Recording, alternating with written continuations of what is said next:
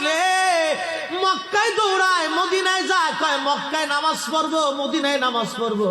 1 রাকাত নামাজে 1 লক্ষ রাকাতের সওয়াব, 1 রাকাত নামাজে 50,000 রাকাতের সওয়াব। উমরা করে মক্কায় কাটায় সময় মদিনায় কাটায়, মক্কায় কোরআন খতম দিতে চায়, মদিনায় কোরআন খতম দিতে চায়।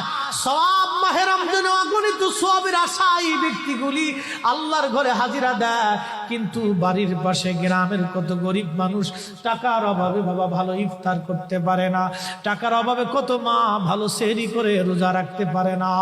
এই ধনীরা এই গরিব মানুষের ঘরে খাবার না দিয়ে আল্লাহরে পাওয়ার জন্য মক্কা মদিনায় দৌড়ায়। আল্লাহ ডাক দেখো, বান্দা একবার মরে দেখ, কায়দা মতো জুতা দিয়ে পিটামো, আমার বান্দারা না খায় ইফতার করবে, আর তুই আল্লাহ পাওয়ার জন্য মক্কায় আইছো, এমন আল্লাহ আমি ধরা দেব না।